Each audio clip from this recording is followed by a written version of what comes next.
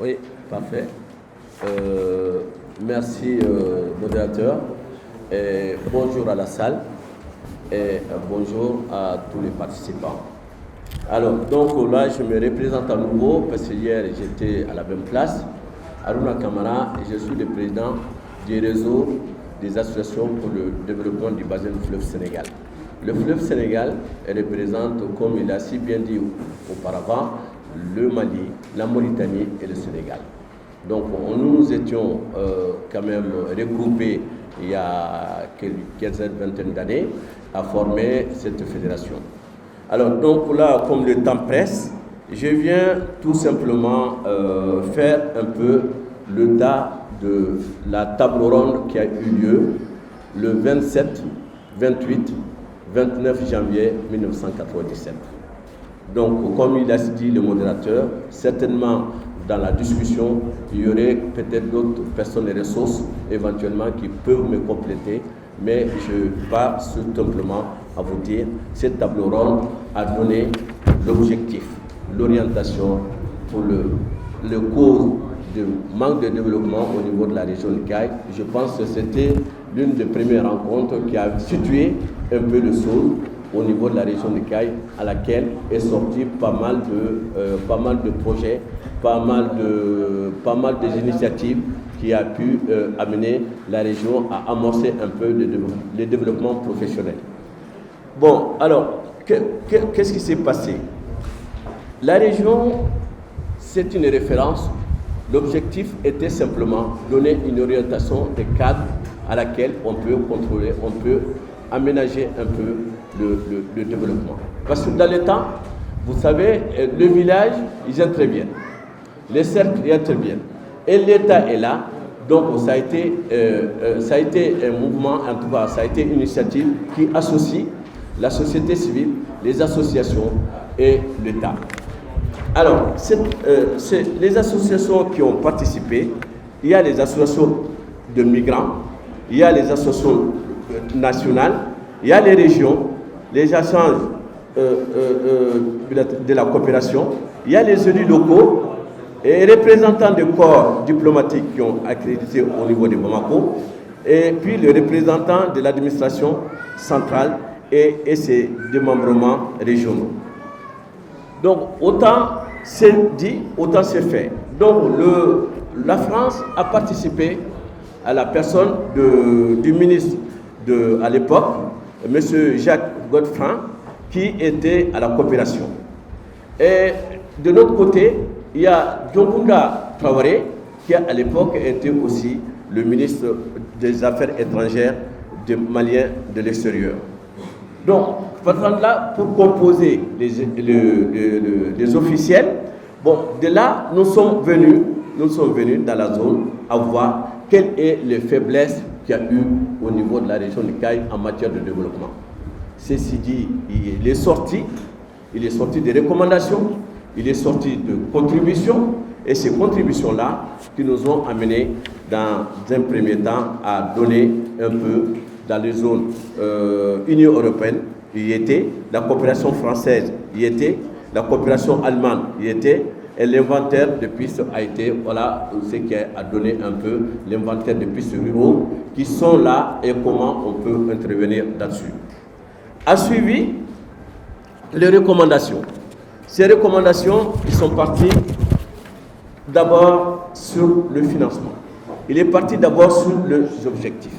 Il est parti aussi de dire quels sont les besoins prioritaires qui étaient réellement recensés au niveau de la région. Donc, il y a des routes qui ont été signalées, comme je vous ai dit dans le discours. Il y a eu de recensement de dire que la route de Saraya, Kenyeba, ça c'est vers Kita. Il y a aussi Kai Aourou, il y a Kai Gogi Kifa, il y a Kenyeba Faraba, frontière de Guinée. Bon, la liste est longue, je ne m'étale pas de façon à vous dire, ces pistes ont été recensées et ça a été dans les recommandations, l'un des objectifs à suivre. Bon, on revient maintenant au niveau de la collaboration de l'État. l'État s'est associé du bout à l'autre. J'ai cité la représentation du ministre des Affaires extérieures de Mali l'extérieur, qui est Dionkunda, et éventuellement, on est revenu maintenant à voir la société civile. La société civile est composée aussi par les associations et par les personnes et ressources. Ces personnes et ressources, qu'est-ce qu'ils ont fait? Ils se sont vus et chaque atelier a pu sortir de recommandations.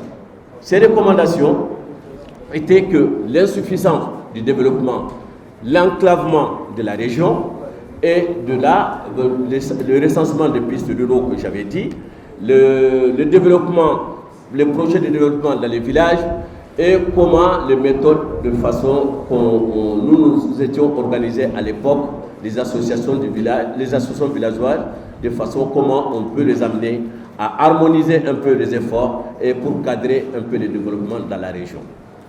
Donc l'effort a été fait dans les domaines différents, puisque le souci pour mieux préserver l'environnement, donc il faut quand même dire qu'ils n'ont pas du tout oublié que c'est un développement durable qu'il faut amorcer et de façon à pouvoir quand même aussi nous pouvons continuer dans ce domaine. Donc il y a eu le développement social. Vous convenez avec moi, le développement social, donc là ça passe par nous l'intervention qu'on peut faire au sein de nos villages, au sein de la communauté et comment on peut articuler le développement social avec nos interventions traditionnelles. Donc ça aussi, ça a été débattu. Il y a eu des incitations, il y a eu des propositions. Ces propositions ont quand même amené, comme j'ai dit, des recommandations et tout ça, c'est basé uniquement à la recherche de mécanismes de financement. Ces mécanismes de financement, il y a eu des propositions qui ont été faites. Bon, maintenant, ça c'est revenu au niveau de l'entrepreneuriat. L'entrepreneuriat aussi, c'est articulé avec l'État. Monsieur Soumaré avait interpellé hier en disant l'État ne peut pas tout faire. L'État, c'est un outil d'accompagnement de façon que nous-mêmes, on peut éventuellement aller à l'essentiel.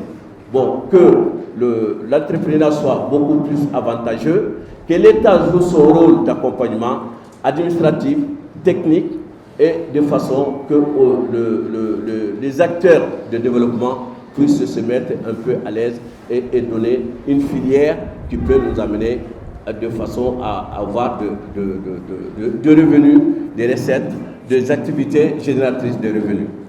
Voilà pourquoi ça a été fait.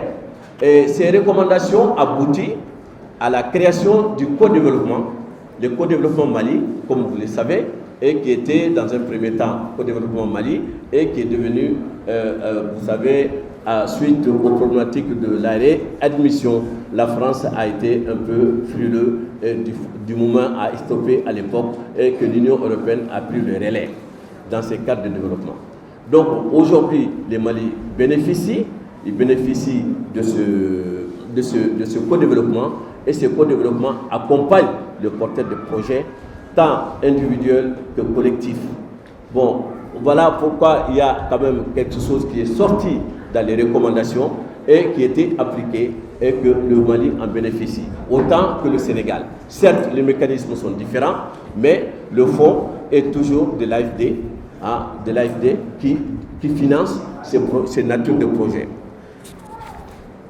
On peut aller l'engagement des partis, l'Europe l'a fait, comme je vous ai dit.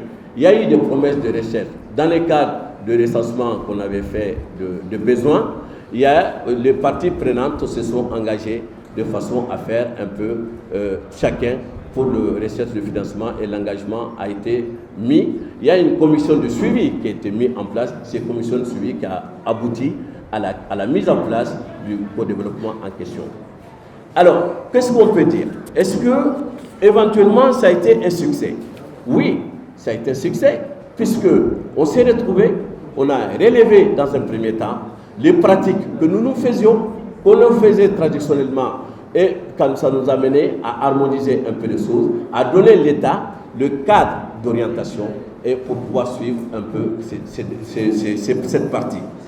Donc, pourquoi on peut dire que la table ronde, elle a fait en sorte que nous ramener un peu dans les cadres de développement, articuler le développement à l'entrepreneuriat qui se complète, puisque éventuellement, quand on reste dans les privés, il y a aussi le public qui est là. Ce public-là a été donné un peu de choses de façon qu'on puisse le mettre ensemble tous, de façon à voir l'avancement au niveau du développement, au niveau de la gestion de l'État.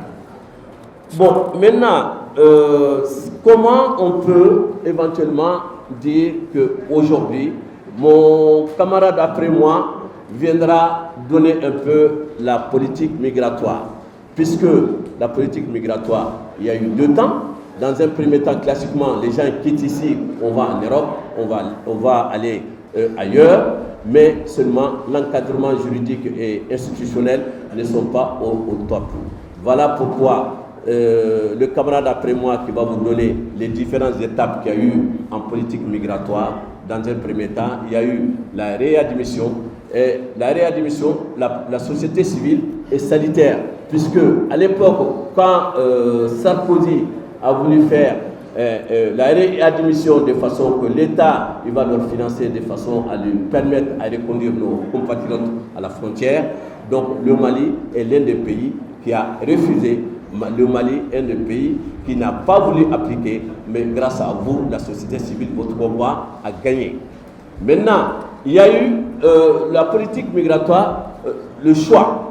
Le choix, comme je dis, Ansman vous développera un peu la dernière version de la politique en Europe, de la politique en France, comment un immigré peut se comporter au niveau, comment un immigré est reçu au niveau de la France, comment il peut rentrer, le modèle, les méthodes et la procédure.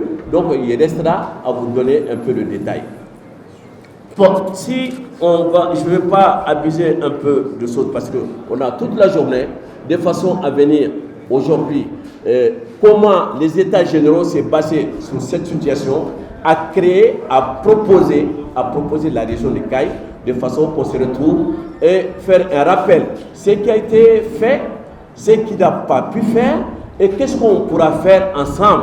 Voilà pourquoi l'esprit des États généraux, la table ronde a fait son temps, il a fait le mieux et nous, derrière, aujourd'hui, les États généraux vont aller dans une nouvelle phase de savoir, nous, à partir de ce constat, nous, qu'est-ce qu'on peut compléter, qu'est-ce qu'on peut consolider et qu'est-ce qu'on peut proposer.